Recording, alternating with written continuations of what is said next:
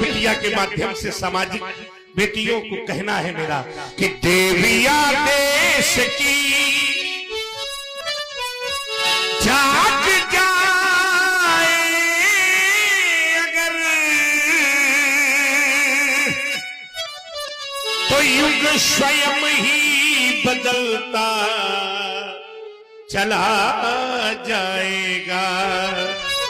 पत्नियां सादगी मित्र, वही पावन भूमि है।